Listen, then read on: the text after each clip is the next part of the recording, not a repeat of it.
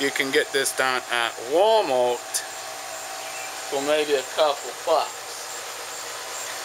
But you can also get regular stain if you prefer, and do it the old-fashioned way, stain, then put the lacquer on. But with polyfill, it actually has 2 in 1. Means it's a stain and a polyfill on it. Now it depends on how many coats of stain you put on it. You can see, here is my brush I was using for stain. You can see it's too wet. It still stinks.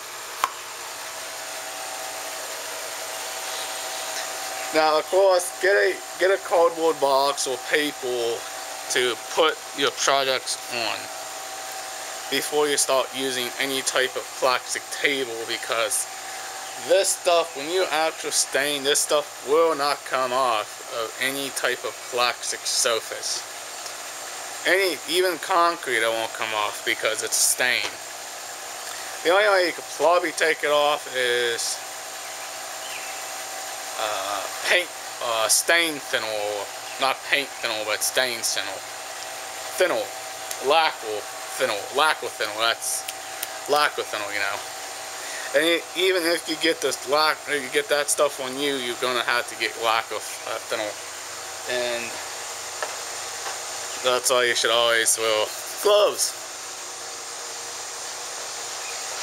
Now, of course, my sisters know how to stain. Now, of course, you guys got to stain with the grain of the wood, because if you go across the wood like this way, like I'm showing you with my hand, like I take you this brush, if you're going this way across, it's not going to stick. You got to go this way, because it's on the, it says warning, make sure it's clean, blah blah blah blah blah.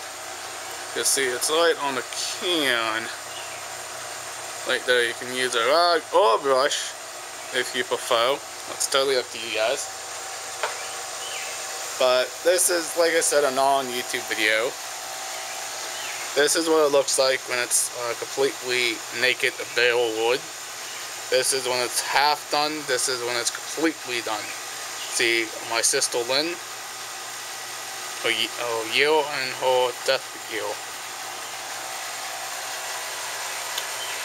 But also my aunt passed away, and so did some of my own relatives and stuff passed away. But what can you do? You know, that's life, guys. But if you want one of these, I can do one for you, for your family. If you have a loved one that passed away, I can do you one of these and send you these if you want one. If you don't, that's fine with me. But this is a little hobby I make, and you guys, I got news for you. You can do this yourself if you want. Let's get some wood and put it together. Now, of course, this one's a little bit nicer than some of the ones previously I made, because actually I put it on the ends here. Now, of course, this one got a little messed up because it got uneven. And I also put wood dials in here, and I also use wood glue, by the way, to hold it together. Now, if you're wondering what the heck the rocket is over there, that's my yoga channel. Keeps going for 24/7 a day. But beautiful. It's a beautiful day outside, guys. I mean, it's not too hot. I mean, it's a little hot, but one thing, if you are doing this, make sure you do this during the summer month. Don't do this in winter. And why do I say don't do this in winter? Because I have done one in winter, and it didn't properly dry. It was so tacky, it was just unbelievable on how I had to wait. Do it during summer, or also do it even when spring comes. You know, those 2 days, summer or spring. I mean, you could do it in fall, but it might be a little cold. But, like I said, this is a beautiful cross. Like I said, I never got it done. I had it all done down at Sheriff Street. I made this for what I made this one for was Pappy, but it never got done because I had a house fire and stuff like that, guys. I mean, of course, there was my photos, there was the real thing, the real. If you would look on all my videos, maybe some of my videos may even have my cross I made for Lynn. I actually have another one in the family room. It also is not done yet. I am making that one, I guess. I mean, it's done stained and nothing else, but it just needs fixed with some mess ups on it. But that one's also gonna be for Grandma. This is gonna be for my aunt.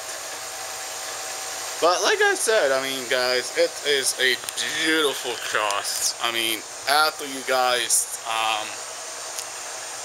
would make them and you stain them, if you sand them correctly, if you stain them right, they're gonna come out really nice. But what I like to use is polyfill, and what is polyfill, and I'm gonna show you guys again. Oh no, is a stain I use. It's called polyfill. And I gotta pick up my screws. I dropped my hot oil on the ground. Don't lose those. Those are important to hold the bottom of the plate on. And I'll show you guys again. There you go. It holds the hot oil, holds the bottom of the plate on. This holds on to the bottom of this. Now you can't actually stain the bottom, you don't have to.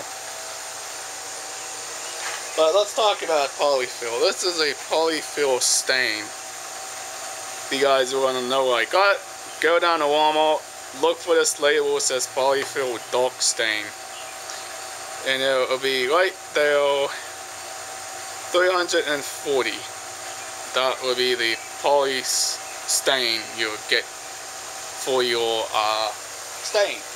Or if you guys want to use a regular stain, then put the lacquer on top, you can also do that too. But I like doing it this way because it's a lot easier for me, because it's actual, it doesn't take up a lot of time. Means you have to let the stain dry, then after the stain dries, how many coats of the stain you put on it, then you turn around and put the lacquer on top. Alright guys, this will be my end of my video. This is a very great day to do staining. But like I said, subscribe to my channel, comment below, and I will put whatever videos you guys want me to do out there on YouTube for you guys. And I thank you for the reviews and also some comments. Thank you guys.